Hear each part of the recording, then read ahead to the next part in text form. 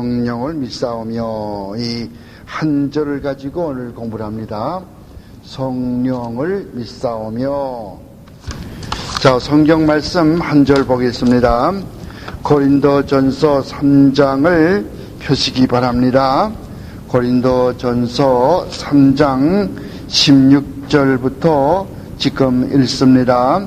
고린도전서 3장 16절부터 읽습니다. 16절부터입니다. 너희가 하나님의 성전인 것과 하나님의 성전이 너희 안에 거하시는 것을 믿지 못하느뇨. 누구든지 하나님의 성령을 더럽히면 하나님이 그 사람을 멸하시리라. 하나님의 성전은 거룩하니 너희도 그러하니라.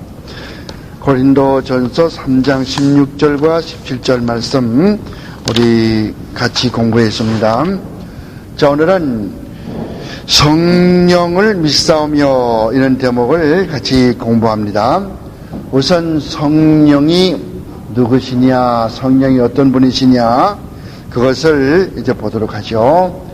기독교의 하나님은 성부, 성자, 성령 삼위일체로 계시는 분이옵시다. 성부, 성자, 성령.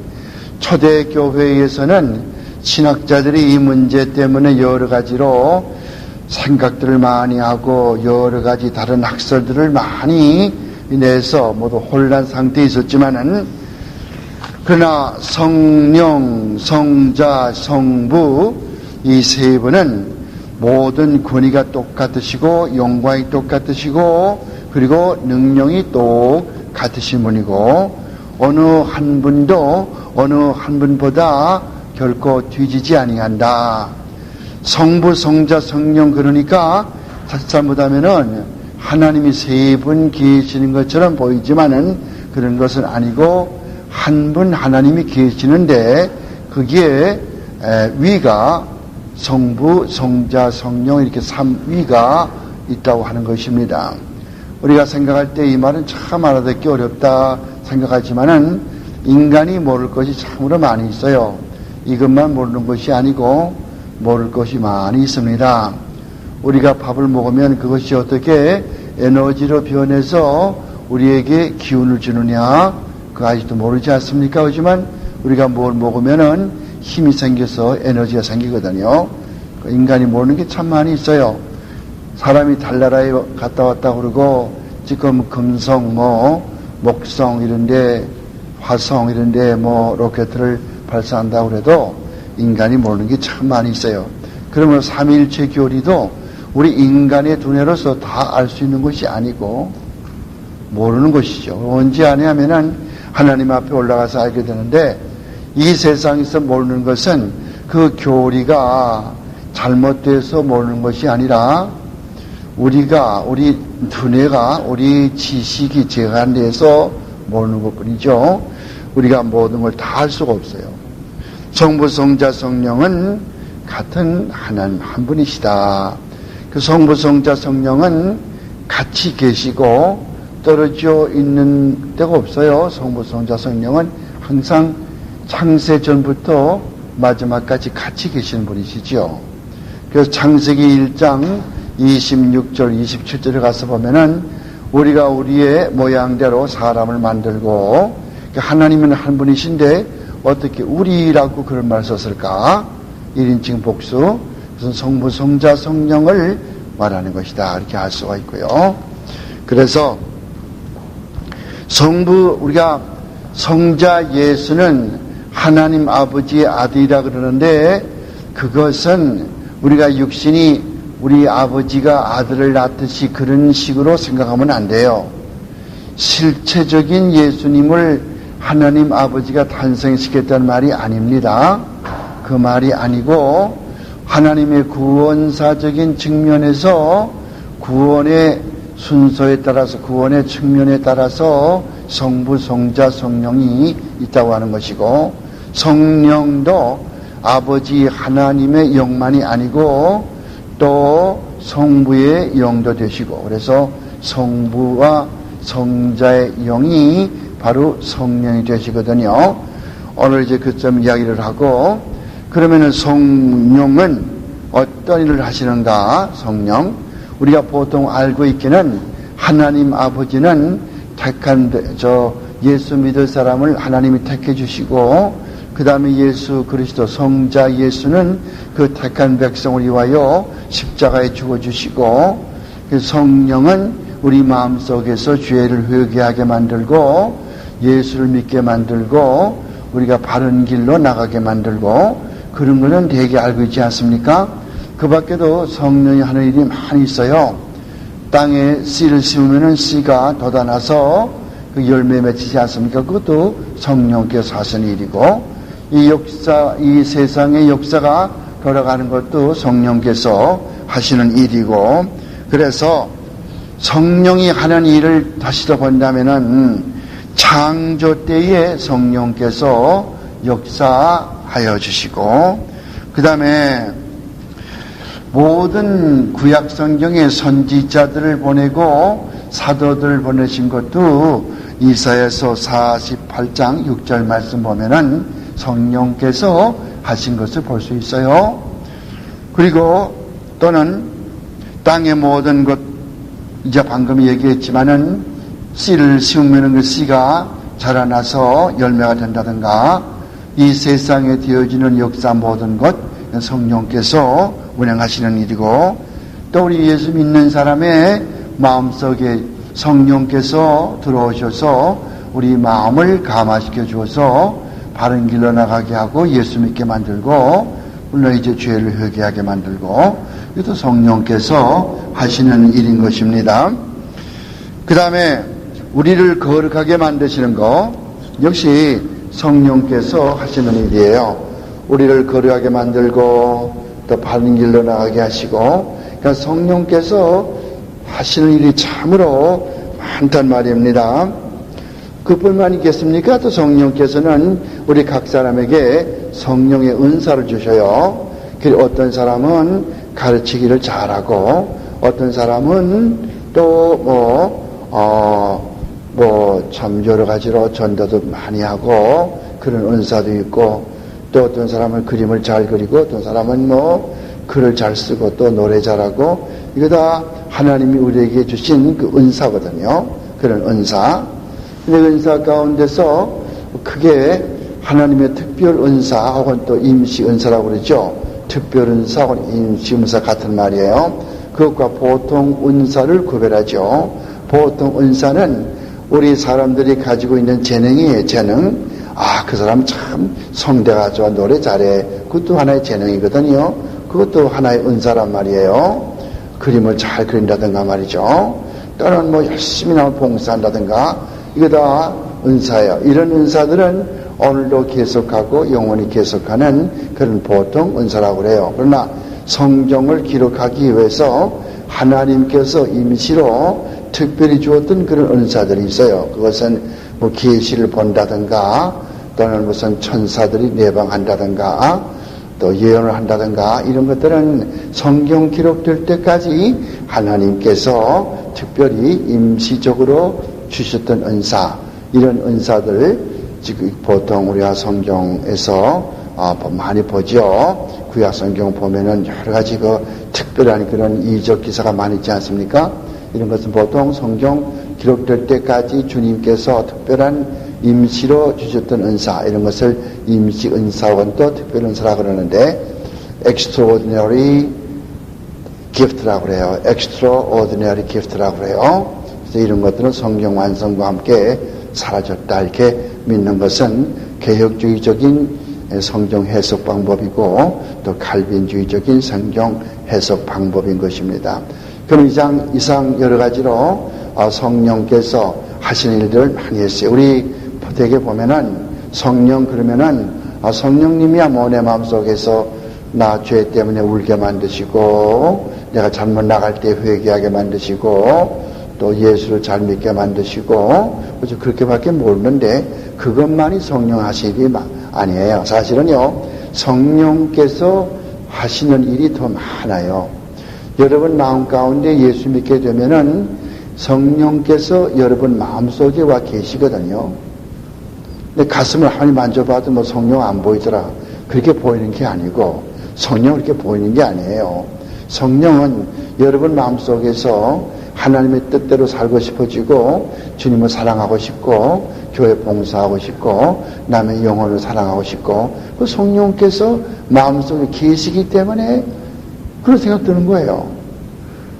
그런 생각이 안 들면 성령께서 역사하지 않는 거죠. 그리고 성령께서 그렇게 역사하시고 같이 계시면은 악한 일을 그렇게 마음대로 제멋대로 상습적으로 그렇게 할 수가 없어요. 그래서 이 강단에서 내가 늘 이야기를 하지만은 요한일서 3장 9절 말씀은 매우 중요하거든요. 요한일서 3장 9절 말씀 가서 보면은 하나님께로 난 자, 그것은 예수 믿는 사람이에요. 하나님께로 난 자, 그건 중생한 사람이에요. 하나님께로 난 자는 어떻게 한다고 그랬어요? 하나님께로 난 자는 죄를 짓지 아니한다. 그 말은 죄를 상습적으로 그리고 일부러 고의적으로 그렇게 자꾸 죄를 짓지 않는 거예요. 어떻게 하다 가끔 죄를 질 수가 있어요. 아브라함도 죄 짓지 않아요? 자기 오면한 부인 보고서 이 사람은 내 저 누이 동생이에요. 이렇게 거짓말하든가 말이죠. 또 모세라는 사람도 애굽 사람하고 유대 사람하고 싸우니까 애굽 사람은 쳐 죽였거든. 그 죄 지는 거 아니에요? 다윗도 훌륭한 사람인데 그거 참 무서운 죄를 지었어요. 그죠? 다 죄 짓거든요. 바울도 사도행전 15장 가서 보면은 그 바나바와 바울이 심히 다투었거든요. 다투는 이유는 그 바나바의 생질이 있는데 그 생질 이름이 마가인데 2차 전도 여행 떠날 때에 바나바는 자기 조카 마가를 데려가자고 그러고 바울은 그러면 제1차 전도 여행 때 중간에서 하차했는데 믿을 수 없는 놈이니까 안 되겠다고 그러고 이렇게 싸웠잖아요. 데려가자 안 된다. 데려가자 안 된다. 이렇게 싸웠거든. 그 사도행전 15장 맨 끝에 가서 보면요. 몹시 다투었다고 그랬어요. 그러니까 그 몹시라는 것이 얼마나 심각하게 다투는지 모르지만은 하여간 못 다투고. 그러니까 이렇게 다투는 건 죄 아니겠어요? 이렇게 하니까 모두가 이렇게 죄를 지어요. 그런데 상습적으로 죄를 안 짓는단 말이에요. 예수 믿고 거듭난 사람은 이 죄를 어쩌다가 할 수 없이 참 모르게 죄를 내가 잘못했구나 죄를 짓지만은 그냥 뭐 이까짓 거 뭐 쥐기 어떻냐 뭐 이까짓 게 어떻냐 이런 식으로 자꾸 죄 짓는 게 아니라니까요. 그런 사람은 아직까지 예수 믿는다고 그래도 예수가 누군지 모르는 사람이고 여기에 사도신경 뭐라고 그래요? 사도신경에서 오늘 우리 뭘 공부하는 거예요? 지금 성령을 믿사오며 그런 분은 성령 안 믿는 사람이에요. 성령이 그 마음 가운데 계시는데 성령께서 그렇게 그 마음 가운데 일러주지 아니할 텐데 성령이 시키는 대로 하지 않으면 그 예수 안 믿는 사람이죠. 그래서 오늘 우리가 이 공부를 잘 하셔야 돼요. 그런데 우리가 이 성령을 믿는다 그럴 때에 우리가 믿는다는 그 내용을 내가 믿는다고 이렇게 신앙 고백하지 않아요? 그러면 그걸 내가 믿어야 되거든요. 내가 이렇게 믿는다고 입으로 고백해 놓고 그것을 안 믿고 그냥 입으로만 믿는다고 해놓으면 그건 아무것도 효과가 없어요. 우리가 사도신경 외울 때에 전능하사 천지를 만드신 하나님 아버지를 믿사며 그러면요. 그 하나님 아버지가 계신 것과 하나님 아버지가 이 전 세상을 온 세상을 다 만드신 것과 그가 나를 지금도 도와주시고 날 돌봐주시고 먹여주시고 입혀주시고 한다는 사실을 내가 보면 믿어야 되거든. 그런 건 안 믿고 그냥 입으로만 뭐 전능하사 천지를 만드신 하나님 아버지를 내가 믿사오며 그게 해봤자 그 소용없는 거란 말이죠.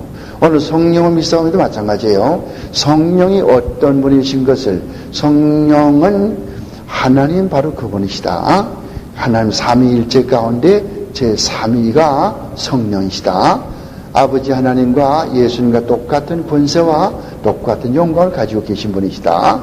그러나 중생케 하시고 예수 믿은 다음에 내 마음속에 늘 계시면서 내가 잘못 나갈 때는 채찍질하고 잘못 나갈 때는 징계도 하고 또 내가 바른 길 나갈 때는 또 기뻐하시고 나를 항상 좋은 길로 인도하시고 나를 거듭나게 하시는 분이다. 그렇게 알고 있고 이 세상에 되어지는 모든 것이 성령님의 뜻대로 되어지고 있다. 이것도 아셔야 되고 땅에 씨를 뿌리면 그 씨가 자라나서 열매를 맺는다. 성령께서 간섭하시고 역사하시기 때문에 이런 일이 생긴다. 천지를 창조할 때도 성령께서 하나님 아버지와 성자와 함께 창조하셨다. 이런 거 믿고만 다 믿어야 되거든요. 그런 거 안 믿으면 안 돼요. 그래서 우리가 그리고 또 우리 또 하나 이제 알 것은 아까 내가 공부 시작할 때 처음 읽어드렸습니다만은 고린도전서 3장 16절 17절 나와 같은 성경이 있으면은 오른쪽 페이지 아랫단에 맨 오른쪽서부터 하나 둘 셋 네 번째 줄에 가서 너희 몸은 주님의 영이 계시는 성령의 전인 줄 알지 못하느뇨. 그러므로 누구든지 이 몸을 더럽히는 자는 성령을 더럽힌다 하고 또 성령을 회방할 것이다. 이렇게 그런 말을 하고 있어요. 그러니까 우리 몸에 그래요. 우리 몸이 성령께서 계시는 전이거든. 하나님의 전이란 말이에요. 우리 몸은 이게 보통 몸이 아니에요. 개나 짐승이나 돼지 같은 몸은 이건 아무것도 아니에요. 이거는 그냥 살다가 사람에게 잡혀 먹이면 죽임 당하고 소 같을 것 같으면 그저 내내 밭을 갈고 말 같으면 사람을 태우고 뛰고 왔다 갔다 가고 그걸로 사면 끝나지만 사람은 그게 아니고 하나님의 형상대로 의와 진리의 거룩함으로 만들어졌기 때문에 하나님께는 굉장히 중요한 가치 있는 그 우리 피조물 가운데 제일 가치 있는 분이 우리 인간이거든요. 그 하나님의 형상대로 만들었고 이 모든 세상을 다 주관하도록끔 우리 인간을 만들었고 이 인간은 중요하단 말이에요. 그래서 사람을 죽이면은 그 사람은 죽이라고 그러는 거예요. 인간이 중요하기 때문에. 인간의 생명은 중요하거든요. 요즘 보면 툭하면 쏘잖아요. 툭하면 쏘지요. 그거 잘못된 거예요. 여러분들 창세기 9장 6절 집에 가서 보시오면은 창세기 9장 6절 가서 보면은 사람을 죽인 자는 반드시 그 손에서 피를 찾겠다고 그랬어요. 죽이란 말이거든. 왜? 사람이라는 것은 하나님의 형상으로 만들어진 존귀한 인물인데 그 목숨을 뺏은 사람은 자기를 죽여야 한단 말이죠. 요즘 미국의 법은 사람을 죽여도 그냥 한 1년 2년 살고는 또 보석으로 속방되어버리고 그렇게 하죠. 크게 잘못됐어요. 미국이 맨 처음 시작될 때 1700년 그 당시는요, 사람 죽일 것도 반드시 그 사람은 이 교수형, 목에다 밧줄을 메고 죽이겠죠. 교수형으로 죽였어요. 그리고 나다나엘 호소이라고 하는 사람이 쓴 스칼렛 레터, 주홍 글씨라고 하는 소설이 있어요. 나다나엘 호소이라는 사람이 쓴 주홍 글씨, 영어로는 스칼렛 레터라고 그래요. 스칼렛 레터, 나타니엘 호손, 우리말로는 나다니엘 호손이 그 작가 이름이에요. 그 제목은 주홍 글씨. 어떤 그 청교도 때 옛날 예술 잘 오늘의 이야기가 아니에요. 오늘 같으면 그런 건 그냥 그걸 또 보지도 않죠. 그렇지만 그때 예수를 잘 믿던 그때 정말 성령의 마음 가운데 계시는 성령의 뜻대로 살던 때 그때 그 소설 내용이 뭐냐면 그런 때의 배경인데 어떤 여자를 가늠을 했거든요. 그래서 거기에다가서 이 어덜터리라고 가늠을 했다고 하는 그 영어에 가늠했다는 단어의 어덜터리의 맨 첫 글자가 A자거든요. 그러니까 여기다가서 새빨간 글씨로 이 사자에다가서 A자를 다 이렇게 썼어요. 그래서 이걸 항상 입고 다녀야 돼. 나는 가늠한 여자입니다. 이렇게 말이죠. 그렇게 그 형벌이 참 심했어요. 그때는요. 요즘 가늠하는 거 보통 아니에요. 사람들이 말이죠. 예수 믿는 사람들이요. 가늠하는 거 보통이라고요. 이런 목사 가운데요. 지금 얼마나 많은 사람이 좀 간통죄로 고발당합니까? 얼마나 많은 사람들이 여러분 지금 이 가늠하고 이렇게 무슨 이혼하고 이렇게 해요. 목사라는 사람들이 말이죠. 얼마나 이런 것들이 많은지요. 내와 같이 졸업한 학생 하나는 이 목사들의 이혼 문제 그거 가지고서 논문을 쓰더라고요. 그렇게 심하지 않아요.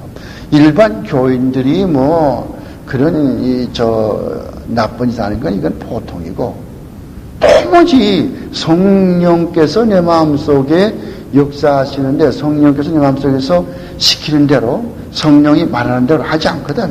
그런 거는 사도신경에서 말하는 성령을 믿사오며 그거 안 믿는 사람이에요. 그거 믿지 않는 사람이라고요. 그거는. 이걸 100번, 1000번 말해보세요. 내 성령을 믿사오며 성령을 믿사오며 100번 해보세요. 무슨 소용이냐. 하나님은요, 우리가 하는 일을 다 알고 계시고 보고 계시거든요. 눈으로 볼 때 안 보이니까 하나님이 안 계시는가 보다. 이건 뭐 그냥 학생들 칸님과 하는 식으로 말이지 슬쩍슬쩍 그냥 넘어가 버리자 말이에요. 그거 아니거든요. 사람은 하나님께서는 은밀한 곳에 보고 계시거든요. 혼자 계시는 우리가 혼자 있을 때도 하나님께서 보시고 계신단 말이죠. 그러니까 종교교육가들이나 청교도들은 어떻게 하는 거 아니? 항상 하나님의 얼굴 앞에서 산다. 이것을 라틴 말로는 코람데오라고 그래요. 코람데오. 하나님의 얼굴 앞에서. 콜로새서 그런 말씀이 있어요. 무엇을 하든지 간에 죽게 하듯 하고 사람의 앞에 하고 눈가리움처럼 하지 말라고 그랬거든요. 그런 말이 있어요.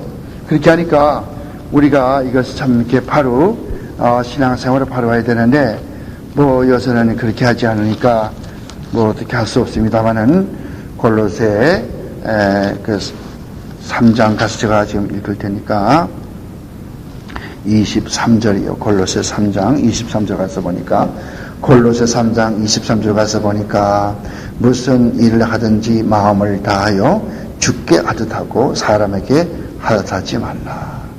그렇죠? 주님께 하듯 하고 골로새 3장 23절 말이에요.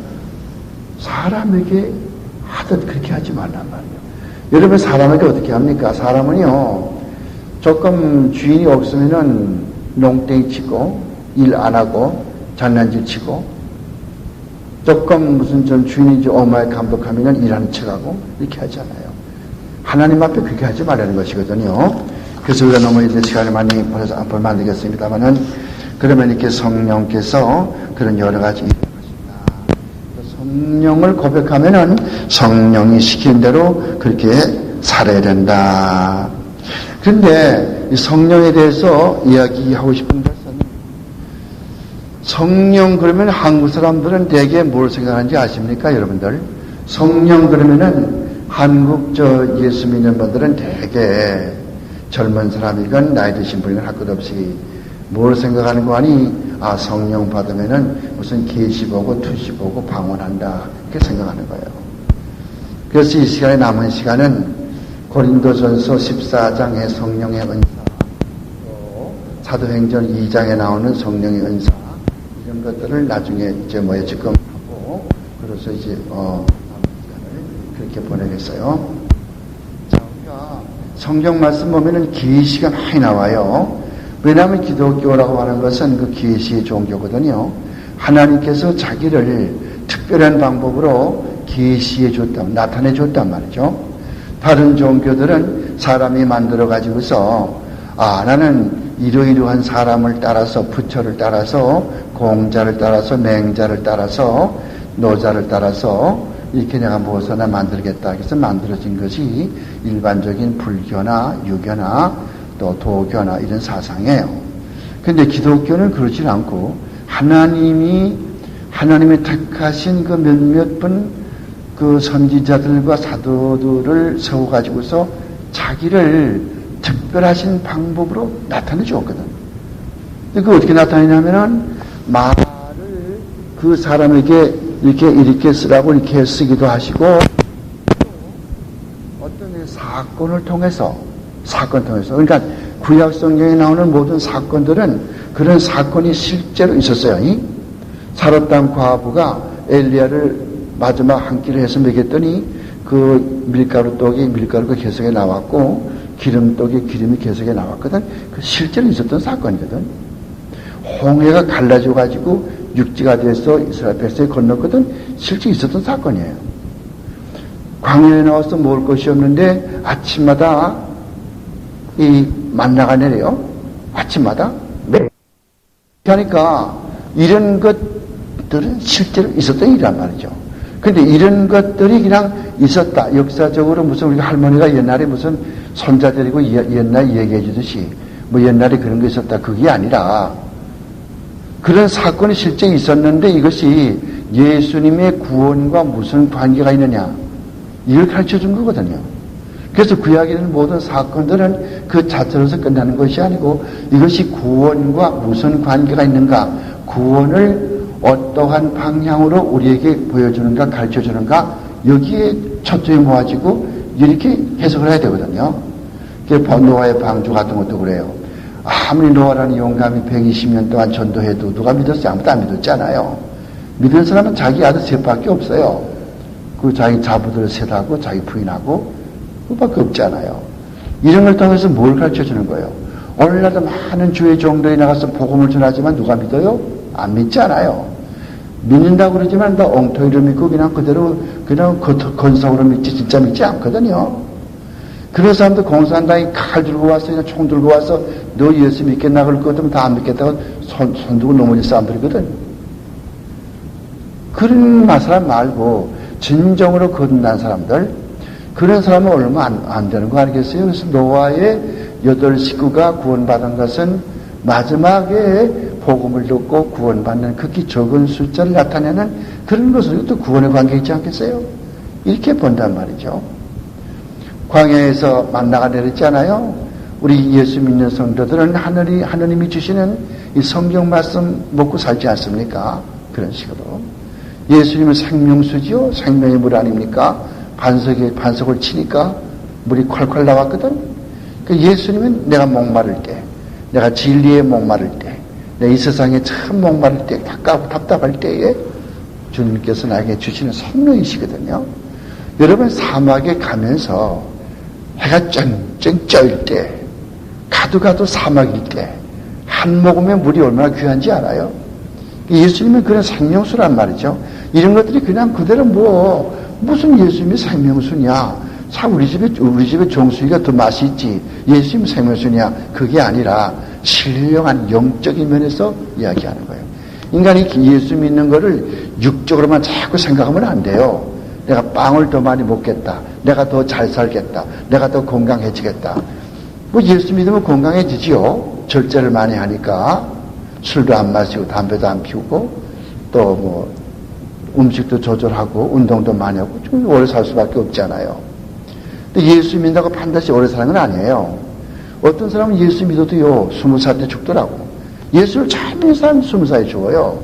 누가 봐도 그 사람 흠이 없어요. 근데 20세에 데려가요. 그러니까 인생 대학을 졸업하면은 다 가는 거예요. 인생 대학이라고 하는 거는 각각 달라요. 어떤 사람은 70년 인생 대학이 있어요. 어떤 사람은 90년, 100년 인생 대학이 있고, 요한 칼빈 같은 어른은 55세가 인생 대학의 마지막 졸업장 타는 해였어요. 그러니까 55세 졸업장 타고 세상을 떴다고. 그렇게 우리가 각각 내 인생이 얼마냐, 내 인생 대학이 몇 년생이냐, 몰라요. 하지만 하나님께서 오라고 한 날까지는 이 세상에서 주의를 하고 주님 앞에 성령께 복종하며 살고 성령을 믿사하며 그렇게 사는 거거든요. 그래서 고린도전서 14장에 보면은 이런 말씀이 기록되어 있는 거 볼 거예요. 여러분은 가만히 이렇게 듣고만 계시면 되겠고요. 근데 성경 있는 분은 성경 또 봐도 괜찮고 고린도전서 14장 말씀 가서 보면은 거기에 14장 가서 이제 보도록 하죠. 사랑을 따라서 구하라. 신령한 것을 사모하되 특별히 예언을 하려고 하라. 방언을 말하는 자는 사람에게 하지 아니하고 하나님께 하나니 이는 알아듣는 자가 없고 그 영으로 비밀을 말함이니라. 그러나 예언하는 자는 사람에게 말하여 덕을 세우며 권면하며 아니하며 또 세우고 예언하는 자는 교회의 덕을 세우나니 나는 너희가 다 방언을 말하기를 원하지만은 특별히 그보다도 예언하기를 더 힘쓰라. 그렇게 이야기를 했어요. 여기서 제 문제가 되는 것은 2절 말씀이 문제가 되는 거예요. 2절 말씀 보니까 무슨 말씀이냐면은 사람에게 하지 아니하고 하나님께 하나니 이는 알아듣는 자가 없고 그 영으로 비밀을 말합니다. 이렇게 이야기를 했어요. 그러니까 이 구절을 가지고서 많은 사람들이 어떻게 생각하는 거 아니 내가 이렇게 하나님 앞에서 방언을 하게 되면은 다른 사람은 알아듣지 못하고 나도 무슨 말인지 모르지만은 하나님은 알아들으니까 그러니까 이게 신령한 이런 방법으로 하나님과 교통하는 유일한 방법이다. 특별한 방법이다. 이렇게 생각하는 거예요. 근데 그 말의 뜻이 그렇지 않단 말이죠. 그걸 우리가 아셔야 돼요.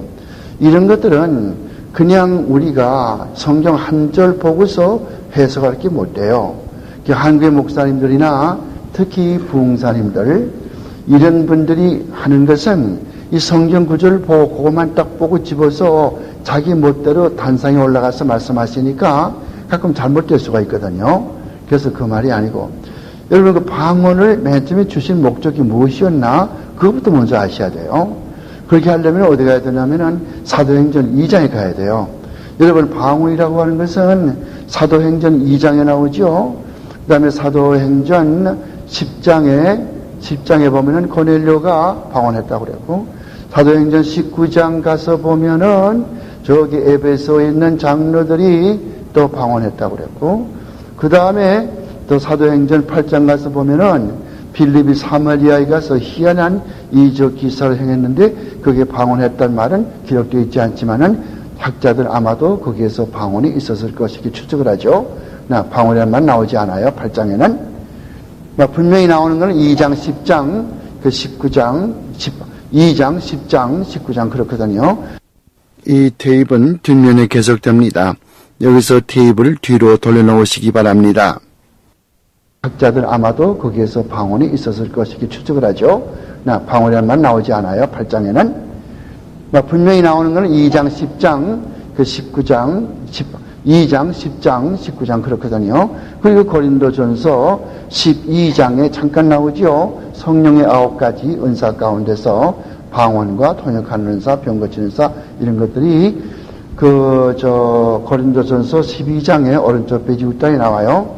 그리고 전문적으로는 고린도전서 14장에 전문적으로 방언을 전문적으로 다루는 것이 고린도전서 14장이고 왜 그런가 하면은 고린도 교회는 여러 가지로 그 문제가 많이 있었어요. 내가 먼저 전에 이야기를 했지만은 뭐예요? 나는 무슨 게바당이다. 나는 예수당이다. 나는 아볼로당이다. 당포상이 많았거든요. 마치 오늘날 교회에서 나는 장로파다. 난 목사파다. 난 아무개 권사파다. 난 아무개 집사파다. 이런 식으로 말이죠. 이게 좋지 않아. 이게 좋지 않아. 그 다음에는 또 윤리 문제도 자기 계모하고 사는 그런 못된 아들도 있었고 말이죠. 또 우상에게 바쳤던 재물을 먹여야 되느니 아무거나 그런 문제도 있었고 또 무슨 법정의 소송 문제, 교회에서 소송 문제가 생기게 되면 법정에 나가서 세상 법정에 가서 소송하는 그런 탓. 여러분 이건 성경적이 아니요. 교회에서 무슨 일 생기면은 교회에서 해결해야 되고 총회 대회에서 해결해야 되지 세상 법정에 나가서 예수 믿는 사람이 교회 문제 가지고 그가 사는 거 아니에요. 근데 여기에 지금 고린도 교회는 그렇게 됐고 이 문제가 됐어요. 또 그 다음에 성찬식 할 때 교회 와서 배불리 먹고 자는 사람. 그 당시 성찬식은 오늘같이 무슨 조그만 떡을 먹는 게 아니에요. 큰 떡을 많이 해가지고 와서는 이제 빵을 많이 해가지고 그걸 뜯어 먹거든요. 그러니까 어떤 사람은 집에서 안 먹고 교회 와서 그걸 배채운다. 그런 사람이 있었다고. 성찬식 할 때. 이게 잘못된 거 아니겠어요? 이런 문제들. 또는 부활이 지나갔다. 부활이 없다. 그렇게 하는 사람들. 또 어떤 사람도 주일에 연보를 안 해. 연보를 안 하니까 또 연보에 대해서 또 16장 2절에 말하고 있고 이런 문제가 많았어. 그 다음 성령의 은사 문제도 있고. 그런데 지금 그 방언 문제에 대해서 다시 한번 좀 생각해 보았으면 좋겠어요. 이 방언은 사도행전 2장에 이제 잘 기록이 되어 있죠.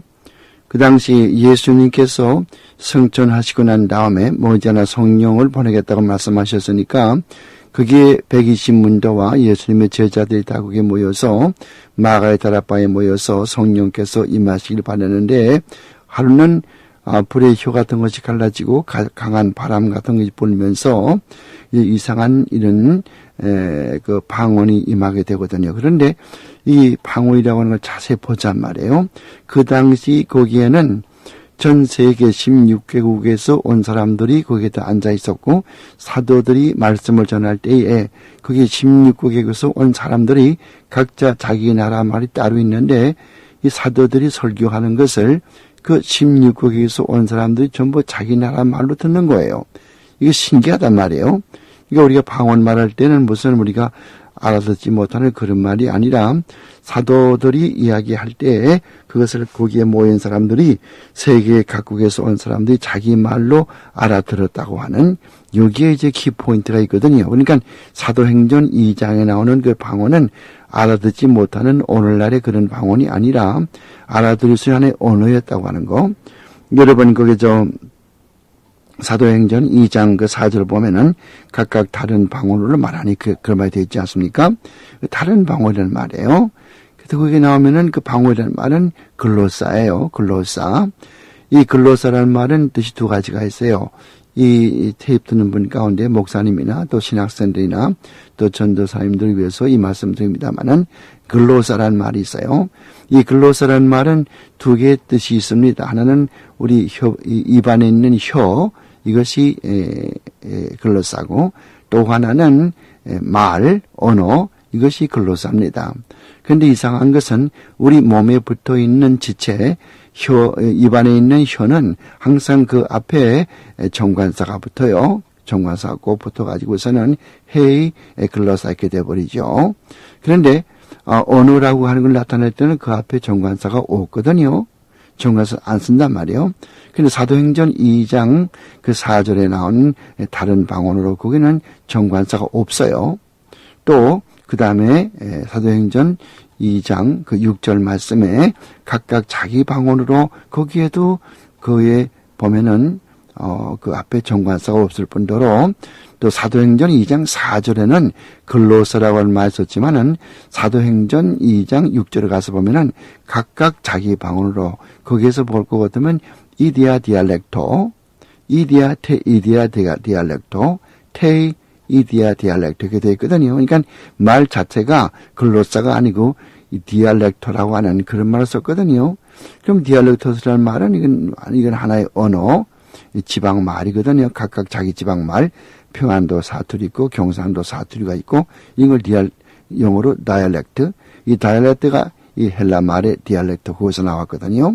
그러니까 사도행전 2장 4절에는 글로사라는 단어 썼고 사도행전 2장 6절에는 디알렉트 다르다는 말이에요. 그러니까 분명히 2장 6절 말씀은 언어인 것이 분명하고 또 2장 4절에 각각 자기 방언으로 각각 다른 방언으로 거기도 글로사 앞에 정관사가 없으니까 이것은 언어에 불과하고 그러니까 하나의 언어로 쓰여진 것이고 그러니까 언어로 다른 사람들이 알지 못하는 오늘의 그런 방언이 아니라 제자들 또는 여기서 사도들이 무슨 말씀을 할 때에 각 나라 사람들이 자기 말로 알아들을 수 있었다고 하는 분명한 언어의 개념이 여기 있습니다. 그러면 고린도전서 14장 거기 2절 가서 보면은 방언은 사람들이 알아듣지 못하고 같이 비밀을 하나님께 아른다는 말씀도 보자 말이에요. 방언을 주신 목적은 사도행전 2장처럼 다른 사람에게 복음을 전파하기 위한 도구로 주셨거든요. 여러분들 사도행전 1장 8절 가서 보세요. 성령이 너에게 임하시면은 너희가 권능을 받고 유대와 사마리아와 또 땅끝까지 이르러서 내 증인되라 그런 말씀 있잖아요. 보세요. 거기 맨 처음 보면은 유대, 예루살렘이죠. 예루살렘에는 마가의 다락방 사건이죠. 그다음에 유대는 가이사라에 있던 누굽니까? 고넬료죠. 그다음에는 사마리아는 사도행전 8장의 빌립 사건이죠. 땅끝. 그 당시 개념으로는 땅끝은 이 에베소, 이 소아시아 끝에 있는 에베소 거기가 땅끝처럼 보였거든요. 그래서 성경은 그것을 땅끝이라고 이렇게 나타내주고 있어요. 그러니까 예루살렘의 마가의 다락방, 유대는 가이사라의 고넬료, 그리고 사마리아에는 빌립보 사건, 그리고 땅끝은 에베소의 장로들. 이 네 군데밖에 나오지 않죠, 방언이. 사도행전 2장, 8장, 10장, 19장이란 말이에요. 더 이상 안 나오거든요. 루디아가 구원받았을 때 방언했다는 말이 없지 않습니까? 또 누가복음 16장에 빌립보 간수가 구원받았을 때 방언했단 말이 없지 않아요. 또 방언을 해야만 구원받는다 그런 말도 없지 않아요. 그러니까 초기에 복음 전파는 초기에 말을 통일하기 위해서 우리가 알아들을 수 있는 말을 통일하기 위해서 하나님께서 이 방언을 임시로 주셔서 하나님의 계시를 이 사도들을 통해서 말씀을 전할 때에 그것이 모든 사람이 다 알아들을 수 있는 각자 자기 나라 말로 알아들을 수 있는 그런 것이었다고 말이죠. 가령 내가 한국말로 말하면은 한국말로 이야기하는데 지금 내 앞에 독일에서 온 사람, 프랑스에서 온 사람, 일본에서 온 사람 다 이렇게 앉아있단 말이요. 근데 내가 한국말로 이야기하는 것을 각자 자기 나라 말로 알아듣는 거예요. 일본 사람은 일본말로 알아듣고 독일 사람은 독일말로 알아듣고 프랑스에서 온 사람은 프랑스말로 알아듣고 이것이 참 신기하지 않습니까? 이런 특별한 기적을 그 당시에 줬단 말이거든요. 그러니까 오늘날에도 방언이 두 가지가 있어요. 우리가 조금도 대학교에 가본 적도 없고 언어를 배운 적도 없는데 프랑스 말로 독일 말로 하나님의 영광을 설교를 못 들어지게 한단 말이에요. 그건 하나님께서 오겠죠. 그렇지 아니하고 아무도 알지 못하고 떠들어대고 우리가 방언할 때는 두 사람, 세 사람이 해야 되고 똑같은 한 사람이 통역해야 되는데 통역하는 사람도 없고 여러 수십 명이 앉아가지고서 방언하고 이건 비성경적이거든요. 성경의 방언은 그렇게 하라고 하지 않았어요. 다불과 세 사람이 차례대로 방언을 한 사람 한 사람씩 해야 되고 세 사람 그 정도 그 다음에 또 똑같은 사람이 통역해야 되고 그 통역이 한다는 한 사람이라는 말은 똑같은 사람 그 뜻입니다. 그러므로 같은 사람이 그 통역한단 말이에요. 오늘날 그렇지 않지요. 여러 통역도 없거니와 여러 사람이 한꺼번에 모여가지고 새벽기도에 가보면은 한 20명, 50명 동시에 떠들지 않습니까? 이것은 비성경적이라고 말이죠. 그러므로 사도행전 2장에 나오는 그 방언은 알아들을 수 있는 인간의 언어였다고 하는 거.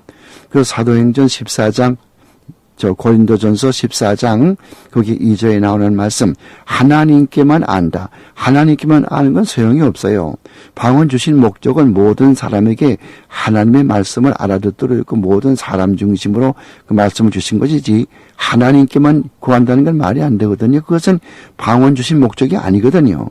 그러므로 사도 바울이 그 말 쓴 것은 그것은 너희들이 방언한다고 떠들어대고 하나님만 아는 그런 말을 한다고 그러지만은 그게 중요한 것이 아니고 1만 마디 방언한 것보다 5마디 알아들을 수 있는 말 하는 게 좋고 보다는 더 예언하는 게 좋겠다. 예언은 모든 사람에게 전도하는 것이거든요. 그것이 또 교회의 덕을 세우는 것이지 방언에서 개인의 덕을 세우면 무슨 상관이 있느냐. 그렇게 방언하는 걸 책망하는 쪽으로 이야기하는 것이지 방언을 장려하는 쪽으로 이야기하는 게 아니죠. 그러므로 고린도전서 14장 2절 말씀은 그렇게 해석이 되는 것입니다. 그래서 우리가 이 방언 문제에 대해서 성령과 자꾸 연결짓기 때문에 성령과 그 방언의 문제를 이렇게 똑바로 그렇게 여러분에게 명확히 구별을 해드리는 것이죠. 그럼 이제 시간이 많이 되었으니까 오늘 사도신경의 성령을 믿사오며 그 성령은 여러 가지 일을 많이 하신다고 그랬어요. 우리 속에서 중생케 하고 우리를 바른 길로 인도해 주시고 또 우주 또 만물을 다 관할하시고 인도해 주시고 또 그뿐만이 아니라 우리 마음 가운데 성령께서 거하신다고 하는 거 고린도전서 3장 16절 17절 말씀대로 너의 몸은 주님의 성령의 전주를 알지 못하느니요. 또 고린도전서 6장이죠. 고린도전서 6장 그 19절 보더라도 우리는 우리의 것이 아니고 하나님께서 그의 피로 사신 바 되었으니까 우리 몸으로 하나님께 영광을 돌리라 그런 말이듯이 성령께서 내 마음속에 계시기 때문에 성령을 믿사오며 그렇게 신앙 고백하는 사람은 성령이 삼위일체의 하나님인 것을 믿고 성령께서 내 마음속에 있는 것을 믿고 내가 성령의 지시대로 성령의 가르침대로 따라가고 성령에게 순종하고 그렇게 살아가는 것 이것이 성령을 믿사오며 그런 말의 뜻이라고 하는 것을 말씀드리면서 오늘 사도신경 성령을 믿사오며 강의 여기서 마치겠습니다.